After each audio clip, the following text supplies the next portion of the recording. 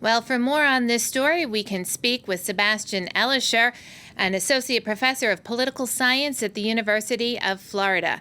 Sebastian, thank you so much for joining us. Thank you for having me. Well, as we've been discussing here on France 24, that deadline is looming and the coup leaders are almost out of time. How likely is it that ECOWAS will carry out a military intervention? It's very hard to say at the moment. In fact, what will happen over the course of the next few weeks and months is virtually impossible to predict now. It was always clear that even if the ultimatum passes, ECOWAS or indeed any military force in the world would not be in a position to interfere immediately. However, what ECOWAS, I believe, rightly is doing is trying to posture itself in order to put pressure on the junta to release former President Bazoum and to engage in talks with Niger civilian leaders. To what extent Nigeria, Senegal, and other ECOWAS members will be in a position to put together an intervention force at this stage is highly questionable. There have been precedents in the past, if we think about Gambia, or if we think about the intervention in Mali, or even in Liberia and Sierra Leone. But even if it comes to that, it will take quite a while for this to materialize. Now, as we've seen, there are some countries in the region, I'm thinking of Chad and Algeria, who said they oppose the use of force and that more voices are calling for more peaceful options to be explored. What does that mean for ECOWAS's plans? So in particular, Chad's somewhat hesitant stance is bad news for ECOWAS. Chad is not an ECOWAS member, but it has contributed military troops to various African countries in order to fight the jihadi insurgencies there. Of course, Chad itself is under junta rule at the moment. And the junta's main interest will be to consolidate its power.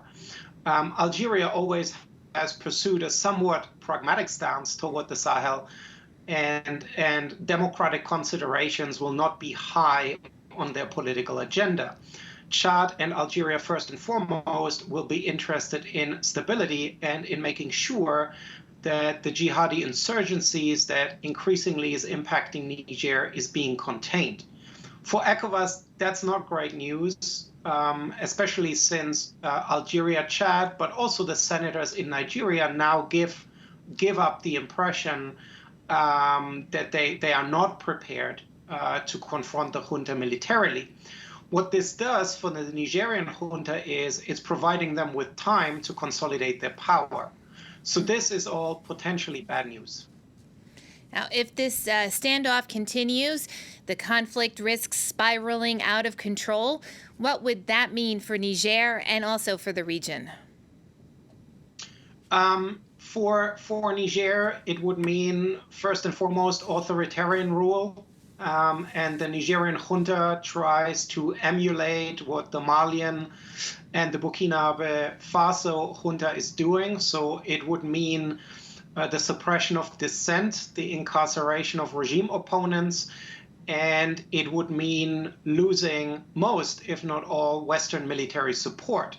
Now, if Mali and Burkina Faso provide any guidance, this would mean that the security challenges that Niger is facing will be larger, and it would also be somewhat terrifying news for the region as a whole. So all of this is bad news for democracy, but it's also bad news for order, especially along the border areas that Niger shares with Mali and Burkina Faso. And one final follow-up question. Sanctions have been imposed on in Niger on the coup leaders. What kind of effect can we expect from that? Because we've already hearing reports of food shortages and electricity cuts. I mean, how long can the coup leaders hang on in the face of those sanctions? Niger is highly dependent on its immediate neighborhood, and that's indeed an important difference to Mali, Burkina Faso, or Guinea. This applies in particular to its electricity supply, and the sanctions that are now being imposed on Niger were indeed the sanctions that were in place in 2009, 2010, that provoked a military coup against an authoritarian president at the time. Niger will feel these sanctions almost immediately. Niger is also highly dependent on access to the port in Benin because it's a landlocked country and it's dependent on agricultural exports. So personally, I believe that the imposition of these sanctions might be a lot more effective, certainly in the short to medium term, than ECOWAS attempts to put together an intervention force. Sebastian, thanks so much. We're going to have to leave it there. That's Sebastian Elischer, an associate professor of political science at the University of Florida.